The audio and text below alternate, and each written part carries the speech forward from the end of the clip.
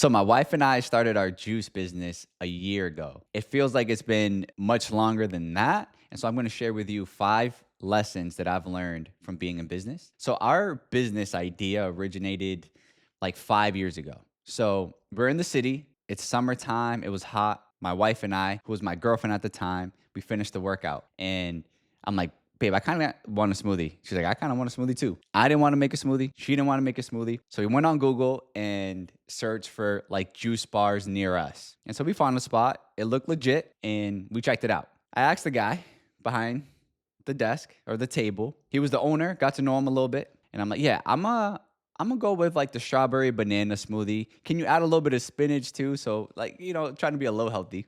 And the guy was like, yeah, for sure. Tropical banana smoothie coming right up. Bet.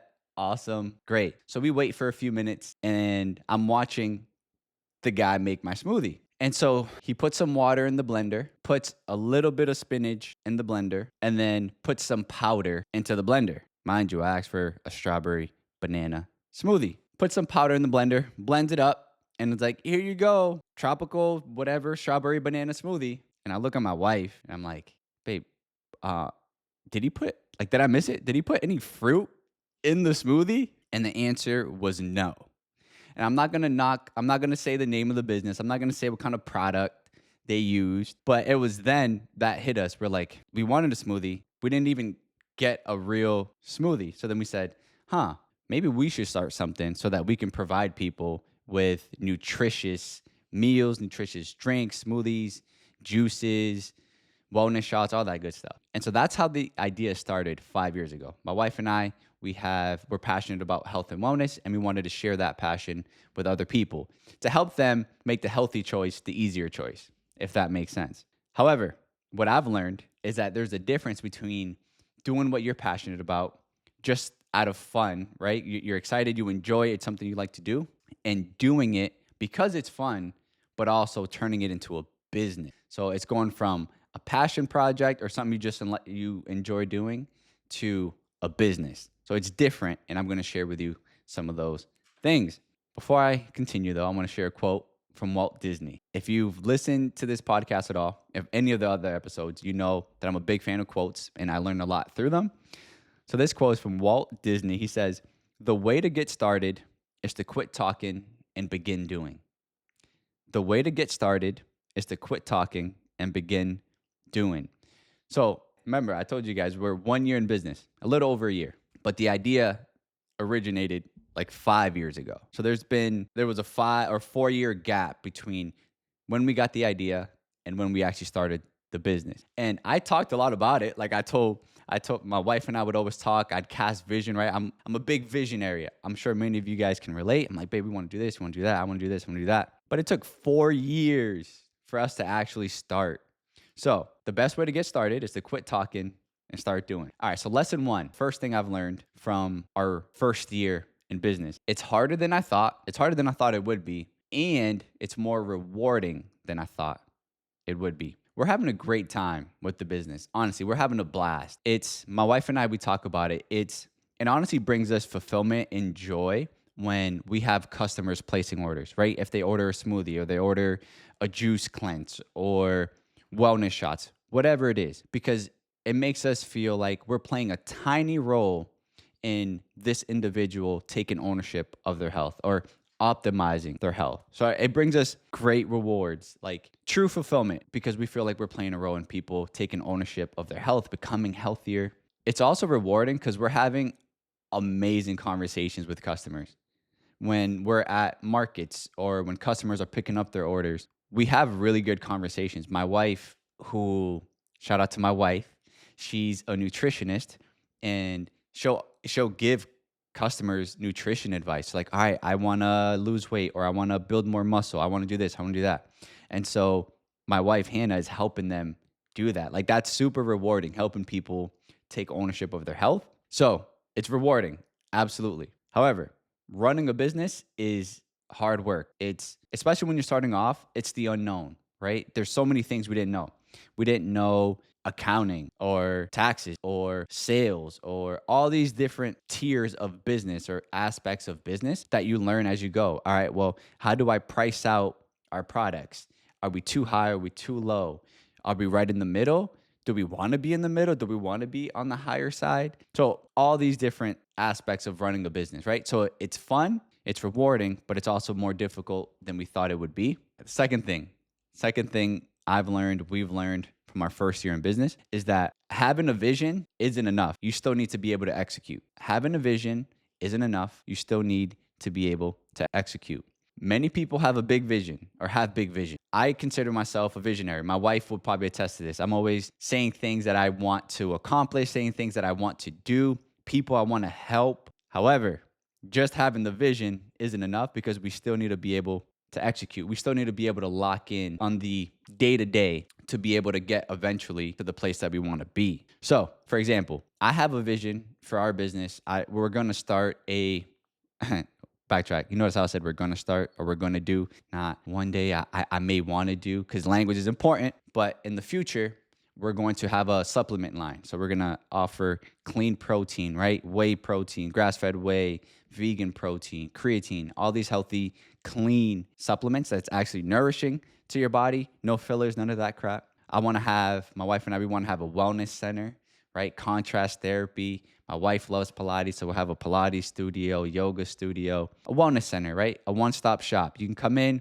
get your workout in, get some nutritious food, some nutritious drinks that's nourishing for you. So I have this vision. However, just having the vision isn't enough. And so if you're similar to me and you consider yourself a visionary, right? Like you have big vision for the things you want to accomplish, that's amazing. You got to keep that. However, you still need to execute on the day-to-day tasks that can seem boring or seem like it's not really moving the needle, but it is, because it's work that needs to get done so that eventually you can get to where you want to get to. All right. I said I love quotes. This one's from Mark Twain. The secret to getting ahead is getting started. The secret to getting ahead is getting started. Many of you guys probably, like I said, probably have big vision. Or if you don't have this clear vision for where you want to be, you may know that your current situation is not where you want to be long term. So you may not know exactly what your next move is or what the end goal is, but you at least know that right now ain't it, right? The job you're at right now isn't it, or whatever it is. The relationship you're in right now, you know, it's probably not the relationship you want to be in long term. So the secret to getting ahead is getting started. So just take action today, and then you'll figure out what your next move is as you go. Third thing I've learned from our first year in business is that in the beginning, you're going to do a lot. In the beginning, you're going to do a lot. And if you go on YouTube or social media, I don't have TikTok, but I'm sure TikTok has this, or Instagram, and you hear these business gurus and they're like, you need to optimize your time, delegate your time. There's a great book somewhere behind me. It's called Buy Back Your Time, which I love, right? So you listen to these guys who've already arrived, right? They already have multi-million-dollar businesses who are saying, hey, you need to stop fulfilling orders and optimize your time and go work out, go exercise. That's what I do, right? Because I've delegated, not me myself, but the person who's already arrived. That sounds great.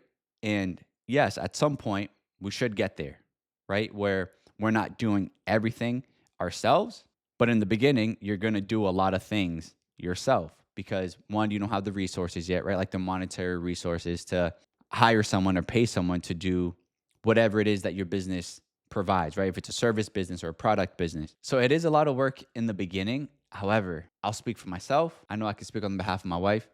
It's super rewarding.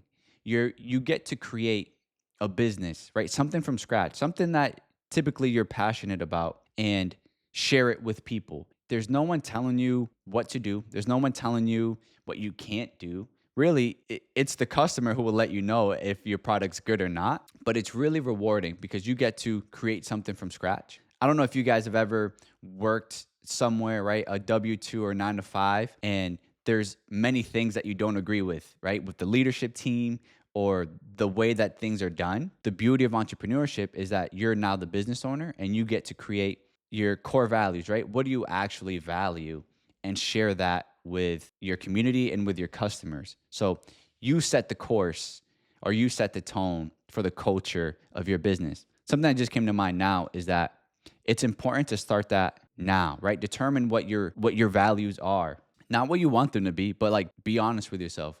What are your actual values so that while you're small, right? The business is still small and it grows, those values grow with it. And when you bring team members on, employees on, your core values are already established. That's huge. That's important because although there's no one, you don't have a boss, you're your own boss.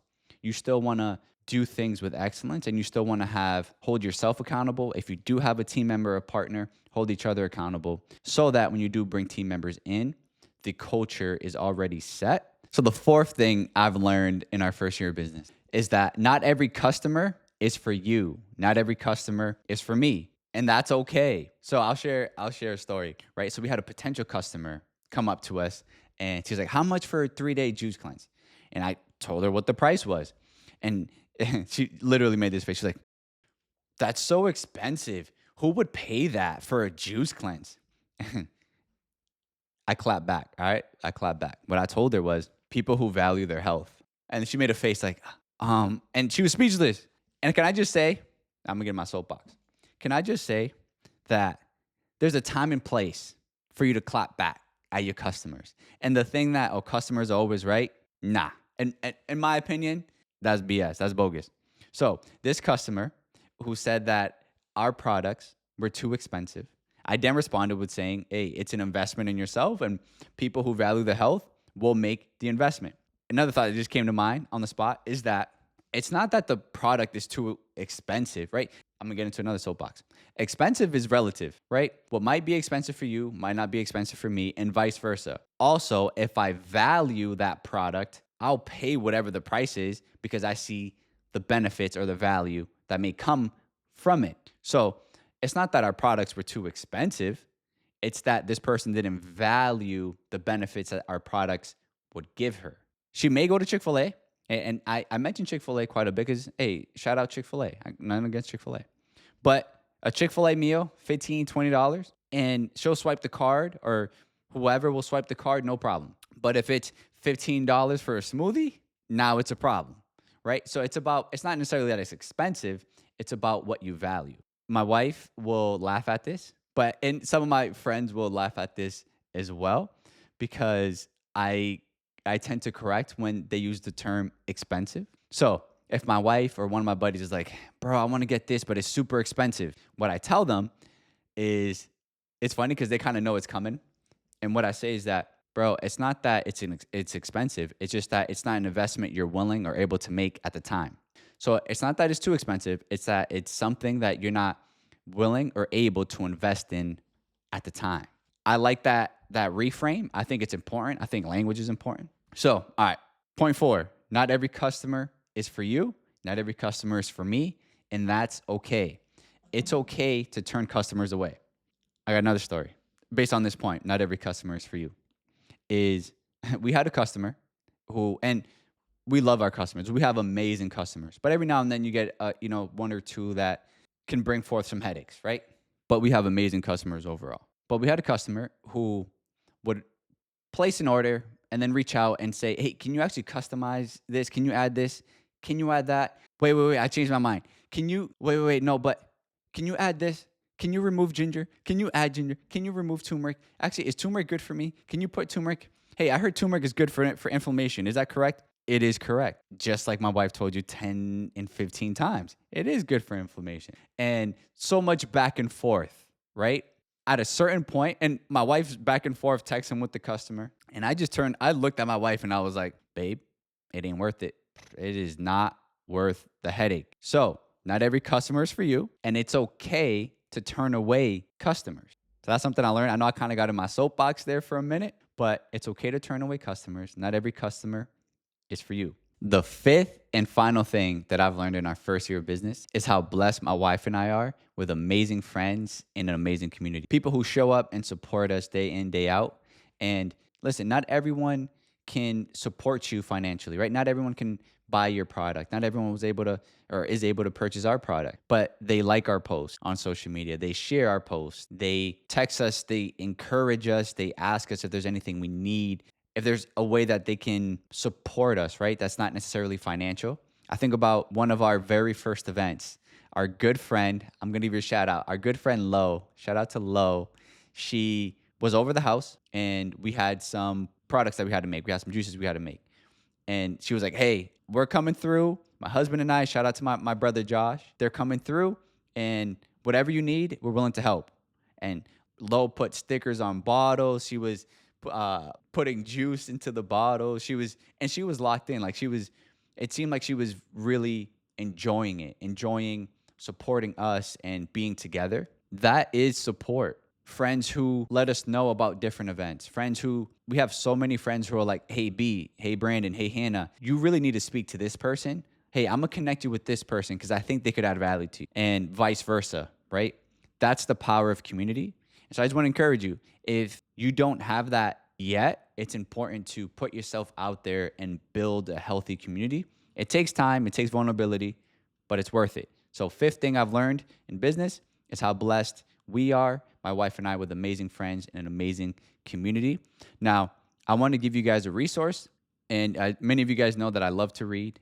And at some point, we're going to do a book review on this book because I think it's that good, and I think it can really help you optimize your business and grow, expand your business. And it's this book called The E Myth. And in this book, I'm going to just summarize it very quickly. He talks about three types of people, three types of functions in a business, right? The first is technician. The technician is the person who, let's say you're a carpenter, right? It's the person who knows how to install windows or how to do framing. Or if you're a videographer, you're really good at videography, right? So the technician, you actually know how to do the thing that's required, right? The product. We know how to make the juices. We know how to, whatever, build the house. The second thing is managers. These are people or functions that are more organized and structured, right? Remember, I mentioned that I tend to have big vision, or I have big vision. That's phenomenal. But we also need someone, a manager or a different function, to where we can kind of reel it in and not just be up here all the time, but be able to bring it down and help us move in the right direction. So there's technicians, and then there's managers. And then he talks about entrepreneurs. These are people these are the high level strategists, the big vision. And so those are the three functions of a business. It's the technician, it's the manager, and it's the entrepreneur. And oftentimes where small businesses go wrong, according to this book, and honestly, just statistically, is that we function as technicians, right? We forget to put on, or fail to put on, the manager hat or the entrepreneur hat. And so we're doing, but not really thinking high level or strategic. So I'm going to conclude here. And if you're thinking about starting a business, I hope this quote resonates with you. Start where you are, use what you have, do what you can. Start where you are, use what you have, do what you can. Now, everybody, if you enjoyed episode, please like, subscribe, share, leave a comment. I love hearing from you guys and engaging with you guys. So these are the 5 lessons I've learned in our first year of business. Peace.